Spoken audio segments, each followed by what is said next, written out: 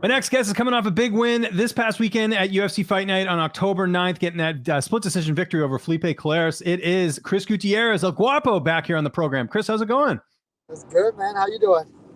Doing great, but I didn't pick up a big win on the weekend. Just first off, how did you feel going in there? I know you had a few months off in between your last fight. You looked great in there, but how did you feel? I feel good, man. I feel very mentally strong. I felt the best that I felt in a long time. Good. That's awesome. And by the way, before we continue with the line of questioning, where are you going right now? Are you just coming back from practice, or where am I getting you today? Oh no, I'm on my way home to go visit family in Oh, Texas. good stuff. Are you back in Texas now? Yeah, I just made it past, Oh, but still got like 8 more hours. gotcha. So kill some time talking to me. I appreciate it. There That's you awesome. go. But let's talk about your opponent here. Was there anything at all that surprised you about him in the fight that maybe you weren't anticipating? uh, it's tough. It's really tough. But we knew that going into the fight. Just watching him in his other previous fights and just knowing who he is. Um, no, Okay. everything. We knew he was a big kicker. I knew he was going to try to hit the body a lot, but I was able to block, a lot of them and counter a lot of them. So yeah. Okay.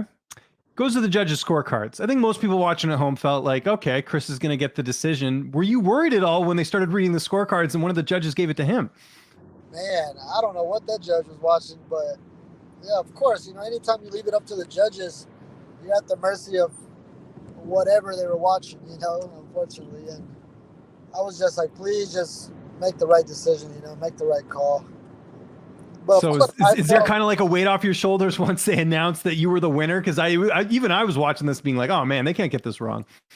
yeah, I've been on the wrong end of it plenty of times. So but I did feel like I did enough to get the nod my way.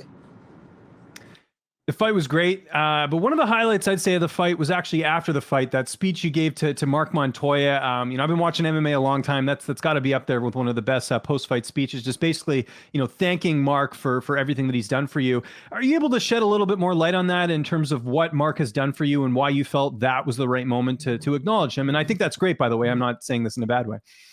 I think his motto is he wants to help us be champions outside of the cage first before we are champion inside, because if your outside life is good, it makes the fighting easier, because fighting is the hardest thing you can do. It really is.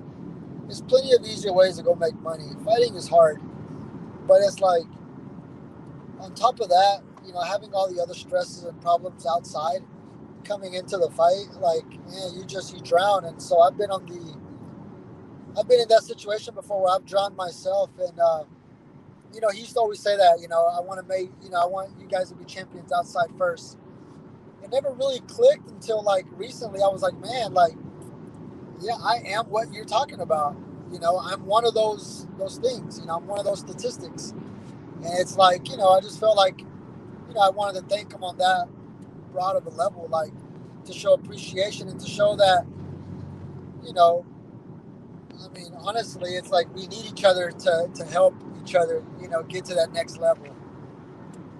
I know there's been a lot of challenges outside of the cage. Something we've always talked about is the fact that obviously you're a single dad and you don't get to see your son at all. How much has Mark been pivotal in that? Just trying to keep the focus on fighting and just really try and keep things positive. Because I've heard that from other fighters with Mark that it's not just about you as the fighter; it's you as the person outside of the cage.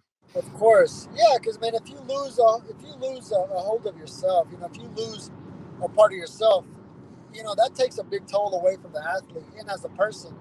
So, to answer your question, man, he plays a very pivotal point in my life when it comes to like keeping me on track and keeping me accountable to the things that I want and the things that I set out to do. And so he's really good at keeping you held accountable, but at the same time, he's really good at like that mentor, that you need, that little voice in your ear that you need to help guiding you.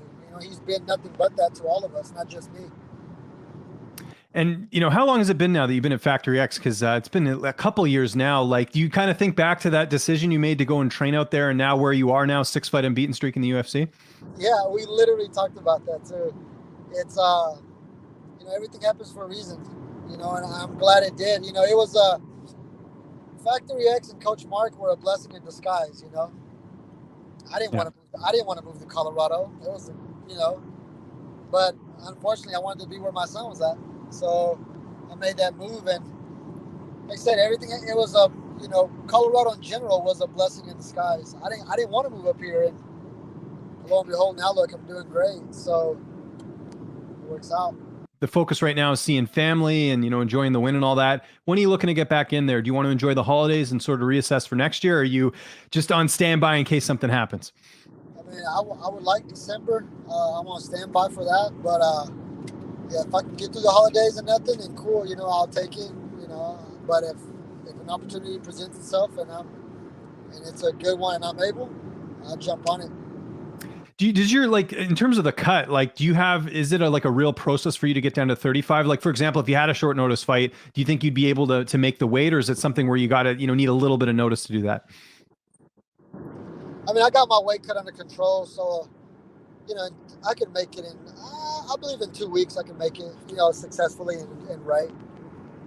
There you go. That's cool. And any opponents in mind? I mean, I think now's the time you finally get a ranked opponent here with the 6-fight unbeaten streak. Again, that's not up to me. I just fight. But yeah. We'll see. We'll see. Man, last I looked, man, everyone's booked up already. So it's can't even call anyone out because everyone's literally booked. Yeah. So just kind of wait and see, and kind of, maybe if there's an injury or something or something like that, I guess, like you said, just sort of be on standby in case there is an opportunity that comes up, because I know you want to keep active. Exactly. Yeah. I just got to wait, just do my part and just wait. Keep training. And what's the plan for the rest of the week? You said seeing family. What's on the agenda for the next little bit? And do you have like a timeline of when you'll go back to Colorado, or you just want to see how things go first and then sort of reassess? Yeah. I'm going to be here for about 2 weeks. And after that, go back to Colorado. So, and then get back to training once I get back.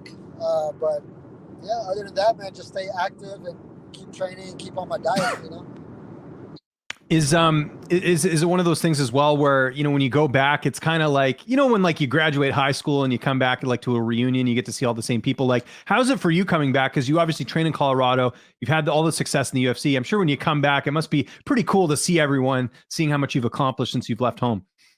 Yeah, I come back and I see, friends and family and stuff like that. I don't really go out much I just stay with the family a lot. I don't really go out. If I go out, they're with me, we're all together. So yeah. When I come down here, it's great just to see family. You know what I mean? Yeah, and you don't have to worry about Jonathan Martinez getting in any trouble, right? He's still back in Colorado, is he not? Yeah, he is. Hopefully he doesn't burn down the house that he's at. Oh yeah, because you guys share it. That's right. Yeah. Why, is he almost done that? Down. He's been close though. Okay, we'll keep an eye on that. But in the meantime, Chris, thanks so much for doing this, man. Anyone you want to thank? Any sponsors? Any social media? I'll give you the last word. Yeah, I want to thank my team, Factory X, management team, Iridium Sports, all my gente Latina, everyone that supports and shows me love. I appreciate it. And social media, of course, is El Guapo MMA or Chris Gutierrez. And thank you as well, James, for having me on.